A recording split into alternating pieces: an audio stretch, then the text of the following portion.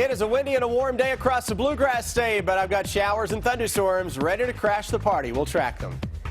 A legal battle in Frankfort today as the Attorney General sues Governor Bevin over his proposed cuts to higher education. We're live at the state capitol with the breaking details. And a judge throws a longtime Southern Kentucky police chief in jail. Find out why now at 4.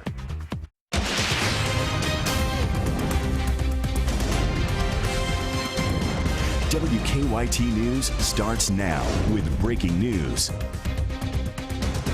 Good afternoon. Kentucky's Democratic Attorney General has sued Republican Governor Bevin. Andy Beshear says Bevin overstepped his authority when he ordered budget cuts for state colleges and universities without lawmakers' approval. WKYT's Victor Puente is live at the state capitol in Frankfort with the breaking details. Victor? A part of the budget battle here in Frankfort could be decided in a courtroom.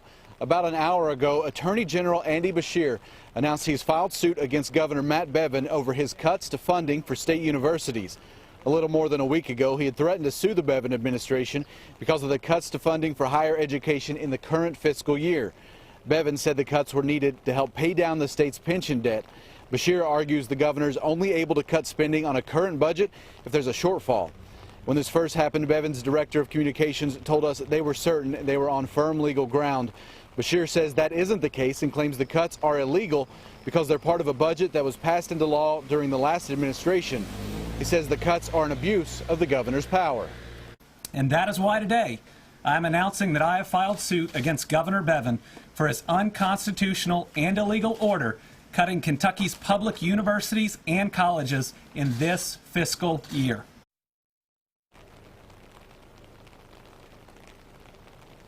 Bevin's communications director released this statement following that press conference. She said, quote, "As best we can make sense of his rambling press conference, we strongly disagree with the Attorney General and will respond as necessary in court. Given the amount of alleged corruption and personnel problems in the office of Attorney General and his father's administration, it's clear that he is attempting to deflect attention away from his own challenges." Now, the first hearing on this will be Thursday morning in Franklin Circuit Court. We have a copy of this lawsuit on our website at WKYT.com. Live in Frankfort, Victor Puente, WKYT. Andy Beshear has asked for an expedited order in this lawsuit. He says that will ensure the universities get the money before the end of this fiscal year. The lawsuit against the governor comes as he continues to urge lawmakers to reach a budget deal. Governor Bevin reached out to both sides today, asking them to delay tomorrow's scheduled last day of the General Assembly and continue negotiations. This afternoon, Democrat House Speaker Greg Stumbo said the House would not gavel into session tomorrow. Senate President Robert Stivers said he was reluctant to delay the calendar but would talk to Democrats. Friday is the last day the two chambers can gavel into session. If lawmakers do not pass a budget, the governor would have to call a special session. Otherwise, a partial state government shutdown would happen on July 1st.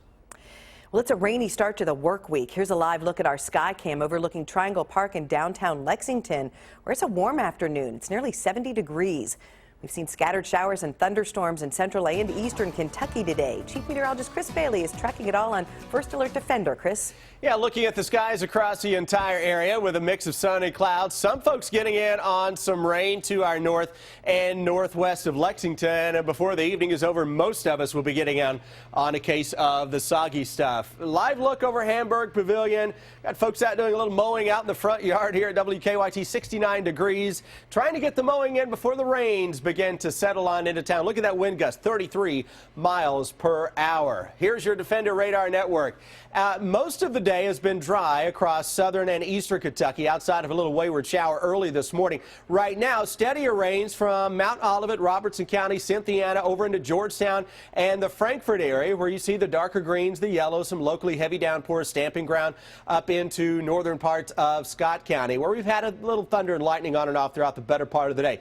Strong cold front, though, right on top of the area. Mild air out ahead of it, cool air coming in behind it. Look at Covington, 55, Owensboro, 52, 40s already showing up into western Kentucky, yet in Ashland it is 77 degrees. So we've got a 30-degree difference setting up shop from west to east across the Bluegrass State as of now. Cooler air, at least in the short term. Jennifer's going to win the battle. Nothing like what we had a week ago, and I found spring in the 7-day forecast in 15 minutes. Lexington police are still searching for clues in a weekend murder near the University of Kentucky campus. Police say 28-year-old James Gordon and another man were standing outside the Woodland Studio Apartments off Woodland Avenue Saturday when someone shot them. Gordon died. The other victim is expected to be okay. Police say they have a limited description of the shooter, and they also say the killing was not random. We're learning more today about the case against a Jessamine County babysitter accused of abusing a baby. A preliminary hearing began at 2 this afternoon for Erin Thompson in district court. Nicholasville police say she abused a 4-month-old at her home last week. The baby is still at Kentucky Children's Hospital. Thompson is charged with criminal abuse of a child. We'll have the latest on what happened at today's hearing on WKYT News at 5. Eastern Kentucky attorney Eric Conn, who's accused of defrauding the federal government out of millions of dollars, is due back in court tomorrow in downtown Lexington. A hearing is set for 1:30 in the afternoon. We're expected to learn more about conditions of Conn's release while he awaits trial. That could include putting his Pikeville home up for collateral. Last week, federal prosecutors called Conn a flight risk who should stay locked up for now, while Conn's attorneys argued he would stay to fight the charges. We're working on a number of other stories for WKYT starting at 4:30.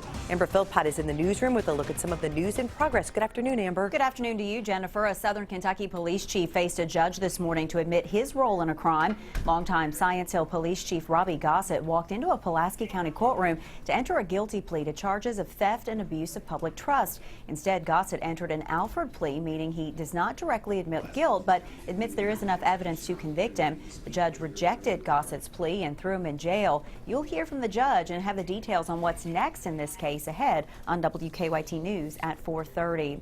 We're getting a better look at security upgrades that are going to be happening inside Rupp Arena. The arena is installing 30 new walk-through metal detectors. They will do full body scans of people entering the arena. Many concert promoters now require the detectors as part of their contract to bring artists to Rupp. This is expected to make lines getting into Rupp longer, but Carl Hall, director of arena management, says it's all for good reason.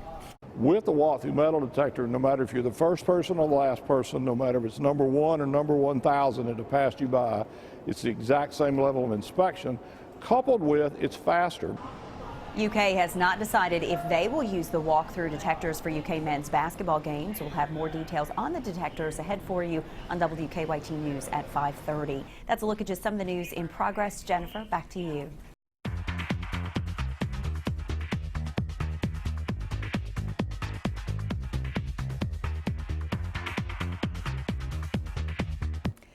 Brown-Forman is introducing its first new bourbon brand in 20 years. That begins today's WKYT Money Watch.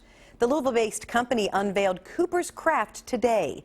Executives say the rollout for the premium whiskey will come this summer in 8 southeastern states, including Kentucky. There are plans to expand distribution once supplies increase. Brown-Forman hopes Cooper's Craft follows the same long-term trajectory as Woodford Reserve. Its sales have risen steadily since its introduction 2 decades ago. The owner of the British tabloid The Daily Mail may be interested in buying Yahoo. The Wall Street Journal says the Daily Mail is interested in Yahoo's news and media properties, which would give it a bigger footprint here in the U.S. About 40 companies have already expressed interest in buying Yahoo, including Verizon, which is seen as the front runner. They have until April 18th to make preliminary offers. Best Buy will soon offer same-day delivery in 11 more cities, 6 months after launching a pilot program in San Francisco and New York.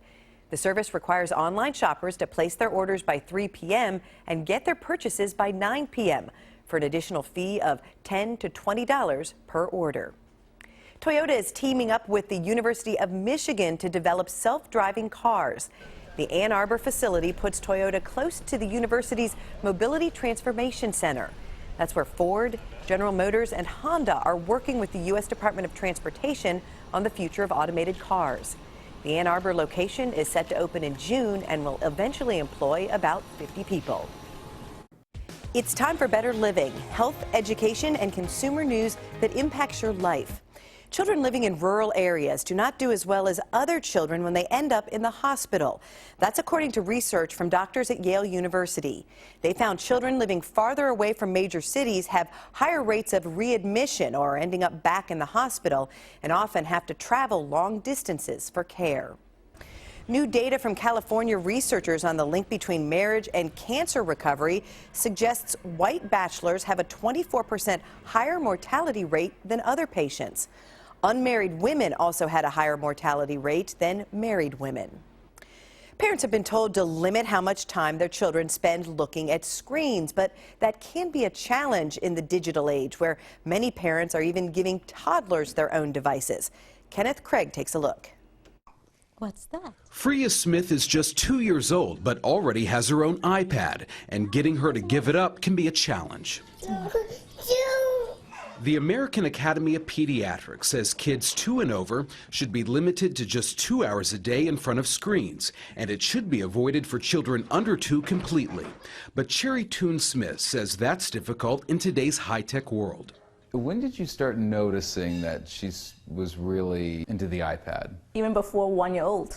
Part of me is if I limit her completely, then she'll be behind in school because these days, everybody's on iPad using computers. A study from Babysitter.com finds 1 out of every 3 parents give kids their own tablet by the age of 5, and 8% buy them their own smartphone.